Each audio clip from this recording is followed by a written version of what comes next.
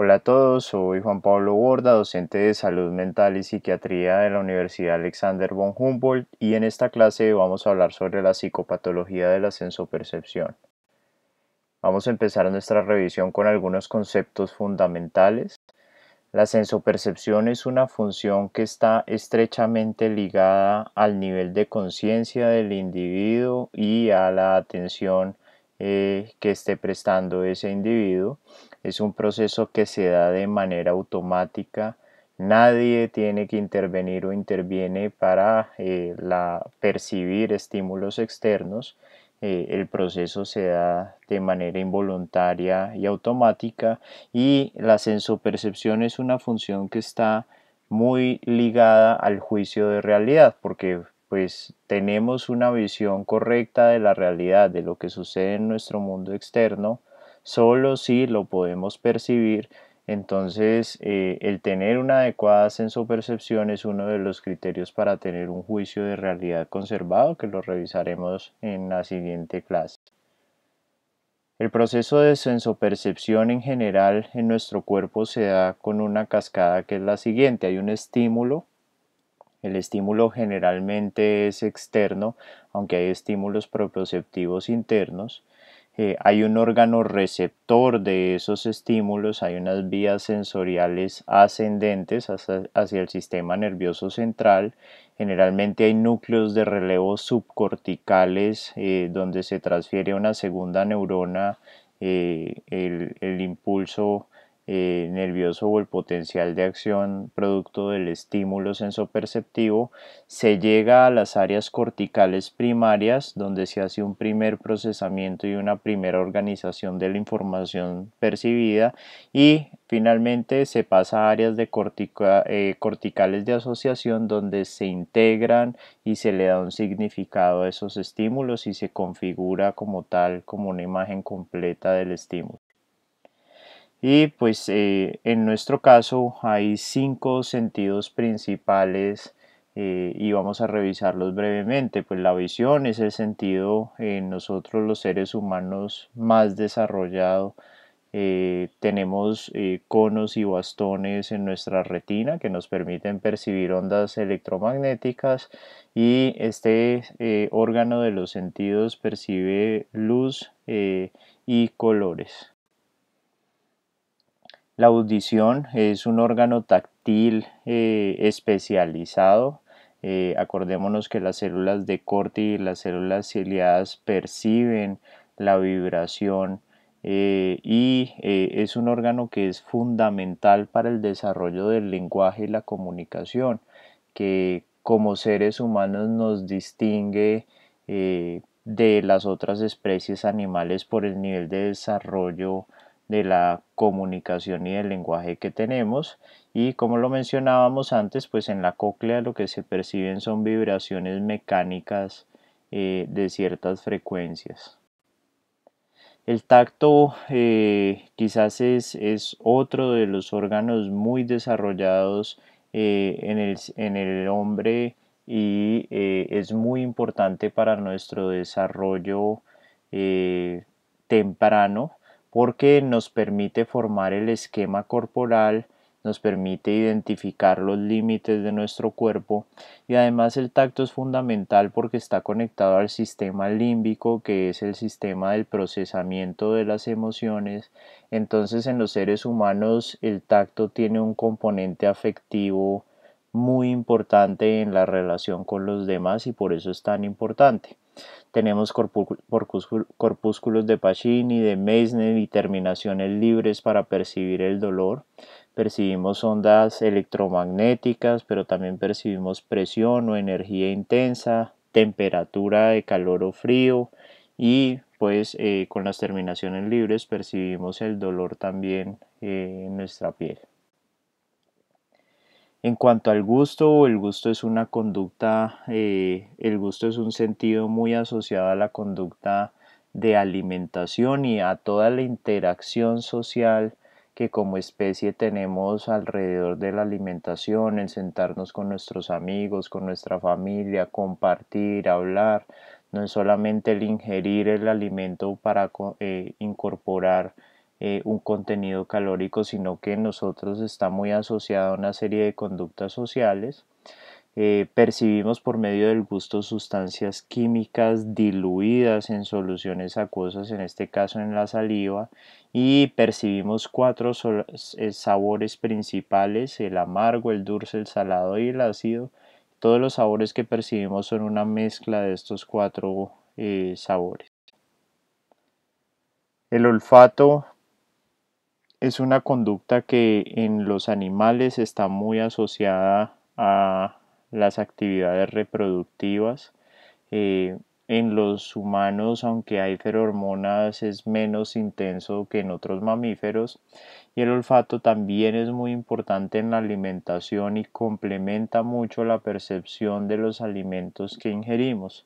Tenemos células olfatorias, que son las que perciben las sustancias químicas que se diluyen en la secreción nasal, y así como tenemos cuatro sabores básicos o principales, en el olfato tenemos 7 olores básicos, y la combinación de los olores, mejor dicho, los olores que percibimos son la combinación de estos 7 olores. Ahora, además de los 5 sentidos que acabamos de revisar, hay otras áreas cerebrales que son fundamentales dentro del procesamiento de los estímulos sensoperceptivos. Uno de ellos es el tálamo. El tálamo juega un rol fundamental en la sensopercepción, dado que ejerce un rol de filtro en todos los estímulos que tenemos. Entonces, el cuerpo continuamente está percibiendo muchos estímulos a la vez, y lo que hace el tálamo es organizar esa información y filtrar cuál es la información relevante que debe ser llevada a la conciencia, y cuál información, digamos, se anula para no inundar el cerebro y nuestra experiencia de todos los estímulos que tenemos. Las cortezas cerebrales sensitivas son el área donde termina el proceso de sensopercepción, y generalmente siempre tenemos una corteza sensitiva primaria donde llegan los estímulos percibidos, digamos, fragmentados, y una corteza de asociación sensoperceptiva donde se integran esos estímulos fragmentados en una imagen única del objeto que estamos percibiendo, o en una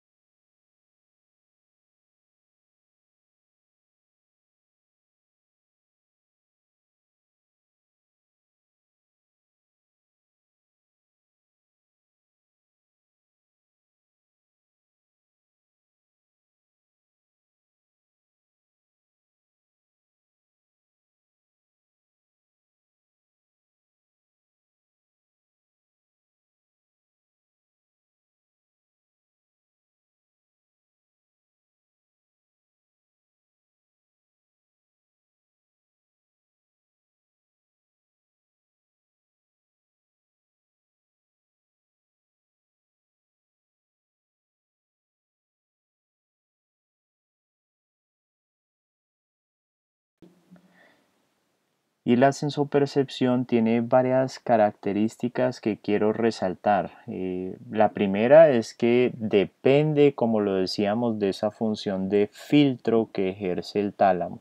Entonces es muy importante, dado que tenemos miles de estímulos alrededor, filtrar qué estímulos son importantes y de qué estímulos somos conscientes y de qué estímulos no, porque gran parte de nuestra vida cotidiana se puede llevar a cabo porque ignoramos la gran mayoría de estímulos y seguimos con nuestras vidas pensando en alguna tarea específica. Entonces esta función de filtro es fundamental. Lo segundo es que la sensopercepción depende directamente del estado emocional de la persona. Percibimos las cosas distintas de acuerdo a nuestro estado de ánimo y también depende de las experiencias previas. Hablábamos ahorita en el diagrama de Gerald Edelman que el hipocampo y la memoria retroalimentan constantemente esos estímulos que estamos percibiendo para contextualizarlos con nuestras experiencias previas y obviamente pues también depende la sensopercepción de nuestras condiciones ambientales en las que estamos y los estímulos que están en el exterior.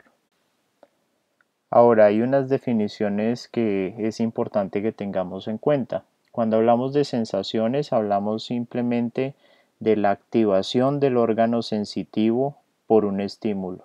Eso es solamente la sensación.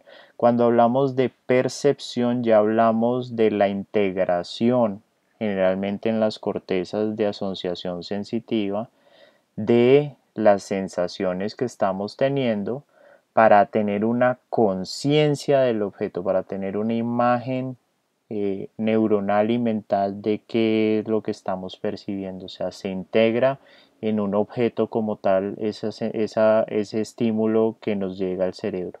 Y está la representación, que es la reaparición de ese mapa neuronal del objeto, ¿sí? Sin que esté afuera, o sea, es yo recrear ese objeto o ese estímulo externo sin que esté ahí, como recordarlo, digámoslo así, por medio de la activación del mapa neuronal.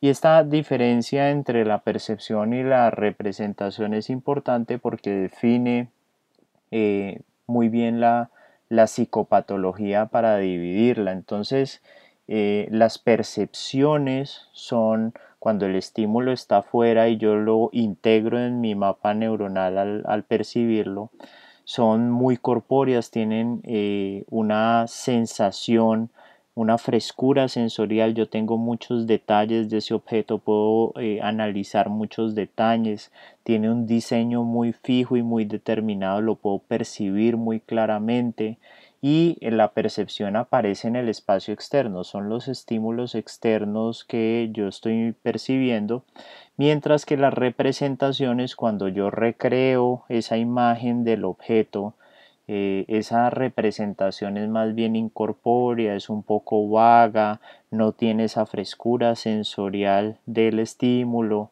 tiene un diseño indeterminado, no, me faltan detalles, tengo como una imagen general, pero no tengo como esa capacidad de dilucidar muchos detalles y las representaciones aparecen en nuestro espacio subjetivo interno, no en el espacio externo.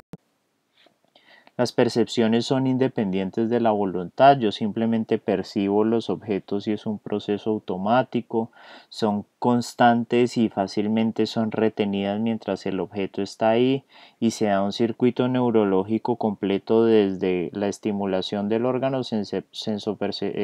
sensitivo hasta la estimulación de las cortezas sensoperceptivas, se da todo el circuito ascendente después de la estimulación, mientras que las representaciones son dependientes de la voluntad. Generalmente yo quiero pensar en algo, quiero pensar en un objeto, quiero pensar en una imagen, quiero pensar en un sabor y lo traigo voluntariamente a mi conciencia, se desintegran muy rápidamente y yo tengo que volver a pensar en eso para volver a tratar de traer la imagen y tienen un circuito neurológico como si, porque solo cada vez que quiero traer esa imagen a mi mente, lo que estoy activando simplemente es el mapa neuronal en la corteza cerebral de asociación, pero como el objeto no está ahí, entonces el estímulo no está ahí, no tiene todo ese circuito ascendente de las vías sensoriales. Y como les decía, esto es muy importante para la psicopatología que vamos a describir, porque la psicopatología de la sensopercepción se divide de acuerdo a esos tres niveles que acabamos de decir: sensación, percepción y representación. Entonces, aquí tenemos la primera alteración psicopatológica, que tiene que ver con las sensaciones, y es las sinestesias. Las sinestesias son una sensación real que evoca otra experiencia en otro órgano sensorial. Quizás el ejemplo más ilustrativo para pensar en las sinestesias es una intoxicación por ácidos, donde la persona que ingiere un ácido, me refiero a la droga LSD, cuando la persona consume el LSD, por ejemplo, muchas personas dicen: veo, estoy escuchando música y la música la siento por medio de ver colores. Esa música me genera a mí una sensación de colores y me cambian los colores que estoy percibiendo. O huelo algo y lo siento en la piel, en las manos siento ese olor como una calidez, por ejemplo. Entonces, las sinestesias hacen referencia a como una sensación que evoca un órgano sensitivo se ve reflejado en otro órgano sensitivo. A su vez, ya pasamos a la psicopatología de las percepciones, y aquí hay dos tipos de alteraciones grandes. Una primera alteración es cuantitativa de las percepciones: qué tan intenso o qué tan debilitado siento yo la percepción, ¿sí? Por ejemplo, cuando yo estoy en un proceso o en un episodio de depresión mayor, sintiéndome muy deprimido, generalmente tengo un debilitamiento de las percepciones, y las personas con depresión frecuentemente dicen: los alimentos no me saben a nada, todo se ve gris, los colores se ven menos brillantes, porque tengo un debilitamiento de la percepción. Por otro lado, si hablamos nuevamente de la intoxicación por sustancias como el LSD o la marihuana, pues cuando yo estoy bajo el efecto de esas sustancias puedo tener una intensificación de la percepción. Entonces son alteraciones cuantitativas en cantidad de qué tanto percibo el estímulo que me está generando, digamos, esta sensopercepción. Por otro lado están las alteraciones cualitativas, que vamos a discutir a continuación, pero que son las alucinaciones, las ilusiones y las pareidolias. Y finalmente están la alteración psicopatológica de las representaciones, que tiene que ver con las pseudoalucinaciones, que ya veremos a continuación. Entonces es muy importante que tengan presente esto: de las sensaciones, las alteraciones psicopatológicas es la sinestesia. De las percepciones hay dos tipos de alteraciones psicopatológicas: unas en términos cuantitativos y otra en términos cualitativos. Y las alteraciones de las representaciones son las pseudoalucinaciones. Ahora, las alucinaciones, que son una de las alteraciones cualitativas de la percepción, ¿a qué hacen referencia? Las alucinaciones son una percepción sin objeto externo, ubicadas en el espacio exterior, independientes de la voluntad de la persona, que alteran el juicio de la realidad, y la persona atribuye a esa percepción como una cosa real que sí está afuera, y que característicamente modifican el funcionamiento del individuo. Estas características son muy importantes tenerlas en cuenta. Entonces, vamos a poner un ejemplo. Yo estoy escuchando voces porque estoy en un episodio psicótico tengo esquizofrenia, se reactivó mi enfermedad y estoy escuchando voces. Entonces yo percibo esas voces sin que haya voces en el exterior, las ubico en el espacio exterior y las escucho como voces de otras personas fuera de mi cabeza. Son independientes de mi voluntad porque no es que yo las quiera escuchar, modifican mi juicio de realidad porque creo que me están hablando, digamos, y creo que esas voces que estoy escuchando son reales y modifican mi funcionamiento porque me angustian mucho, me generan un malestar muy intenso, me desesperan, etcétera. Entonces, a eso nos referimos con las alucinaciones. Y las alucinaciones se pueden categorizar de acuerdo a el órgano de los sentidos en el que están asociadas. Entonces aquí vemos por ejemplo las alucinaciones auditivas que son las alucinaciones más frecuentes en las personas con problemas de salud mental. Las alucinaciones auditivas pueden ser elementales, donde yo escucho solo sonidos que no tienen ningún significado. Escucho un golpeteo, escucho un pito, eh, escucho un chasquido. Pueden ser alucinaciones comunes, auditivas comunes, donde ya son no solo sonidos sin significado, sino que son sonidos con significado. Entonces yo escucho que se cierran las puertas, yo escucho que está sonando el timbre todo el tiempo, yo escucho una sirena de ambulancia, o pueden ser alucinaciones verbales, donde yo escucho eh, pues voces y personas hablando. Y dentro de las alucinaciones verbales hay de diversos tipos. Hay alucinaciones verbales de comando, donde la voz me dice que haga cierta cosa. Hay alucinaciones verbales de amenaza, donde, como su descripción lo dice, pues me amenaza la voz todo el tiempo. Hay alucinaciones verbales de reproche, sobre todo muy frecuente en las personas con síntomas depresivos, donde atacan a la persona, le dicen usted no sirve para nada, usted es un estúpido, usted está solo, usted merece morir, etcétera. Hay alucinaciones de insulto, pues como su descripción lo dice, donde las voces insultan a la persona. Y hay alucinaciones verbales de Kandinsky, donde yo escucho dos voces distintas discutiendo sobre mí todo el tiempo. Entonces hay una voz que le dice a la otra, uy, ¿viste lo que hizo? De nada, no, sí, es que él no sirve para nada, claro, por eso es que es mejor que se mate, etcétera. Entonces, no, sí, es que yo le he dicho, pero él no me hace caso. Entonces son dos voces discutiendo entre ellas sobre el caso de la persona.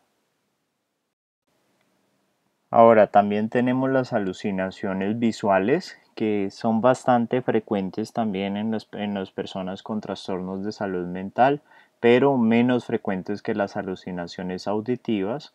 Y pueden ser de dos tipos: elementales, donde yo veo colores, veo luces, veo sombras, o pueden ser las alucinaciones complejas, donde yo ya veo elementos que les atribuyo un significado como tal, bien sea veo espíritus, veo el diablo, veo personas que me están persiguiendo, veo animales, ¿sí? Y hay algunas descripciones de alucinaciones visuales complejas. Las zoopsias son cuando veo animales, las gulivarianas son cuando veo personas mucho más grandes del tamaño normal de una persona, y las liliputenses cuando veo personas como reducidas en tamaño, mucho más pequeñas. Estas dos últimas son muy atípicas, están descritas en los textos de psicopatología, pero lo más frecuente es que las personas vean que otras personas los están persiguiendo, vean agentes de la CIA, vean este tipo de cosas persecutorias, vean también animales o vean figuras de contenido religioso, místico, cultural, como el diablo, espíritus, etcétera. Las alucinaciones táctiles es pues asociados al fenómeno al órgano de la sensopercepción del tacto, Y pues hay de diversos tipos. Hay sinestésicas donde yo siento que me estoy moviendo, digamos, pero que no soy yo el que generó el movimiento, sino que simplemente hay una fuerza externa que controla mis movimientos, como las alucinaciones motrices verbales de las personas. Esto es muy típico de la esquizofrenia, donde las personas sienten que hablan, pero no sienten que sean las que están generando el movimiento para articular su voz, sino que hay una fuerza externa que les está controlando su garganta y que los está haciendo hablar. Hay alucinaciones táctiles pasivas donde siento que me tocan, yo estoy quieto y siento que me tocan.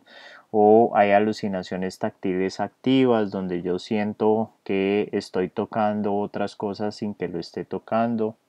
Y hay alucinaciones táctiles senestésicas que tienen más que ver con la propiocepción, y es una característica, es el síndrome de Cotard, que se ve con alguna frecuencia, donde las personas sienten que su cuerpo por dentro está alterado de manera muy drástica. Entonces sienten que tienen un corazón y unos órganos, por ejemplo, de piedra, o sienten que no tienen sangre dentro de sí, y entonces que hay un vacío en sus venas, o sienten que están muertos por dentro, digamos, y que se mueven como un espíritu, pero que su cuerpo por dentro está todo muerto y en descomposición. Entonces las alucinaciones táctiles senestésicas hacen más referencia a la propiocepción del cuerpo y a los órganos internos, y se denomina en la literatura como el síndrome de Cotard. Ahora, con respecto al resto de los órganos sensitivos, las alucinaciones olfatorias siempre deben hacer pensarnos en que la persona tiene una patología orgánica no psiquiátrica, tenga un tumor cerebral, esté convulsionando, y entonces, por ejemplo, puede tener convulsiones donde la convulsión parcial sea simplemente olores muy fuertes que surgen de un momento a otro y puedan ser producto de la actividad convulsiva. Y en los pacientes con trastornos de salud mental, quizás la alucinación olfatoria más frecuente es la cacosmia, donde las personas en algunos momentos, aunque esto es muy raro, pueden sentir que pues huelen todo el tiempo a materia fecal, digamos, y que las personas en su entorno perciben ese olor, y esta alucinación olfatoria eh, pues se asocia mucho como un delirio de que todo el mundo los está rechazando, los está juzgando por este olor. Las alucinaciones gustativas están dadas principalmente en relación a los alimentos y pueden en algunas personas asociarse a esta sensación de persecución, donde dicen: yo siento estos alimentos como raros, yo siento como si le estuvieran echando veneno, me quieren envenenar", y se puede dar en ese contexto. Y las alucinaciones negativas es lo inverso a las alucinaciones que acabamos de decir, en el sentido en que es la no percepción de un objeto que sí está afuera. Entonces, todas las alucinaciones que acabamos de describir es la percepción de un objeto que no está afuera. En este caso de las alucinaciones negativas es no percibir un objeto que sí está. Está descrito en los libros y en los textos de psicopatología, pero no es una cosa frecuente en verdad. Por otro lado están las alucinosis, que son otro tipo de alteraciones cualitativas de la percepción.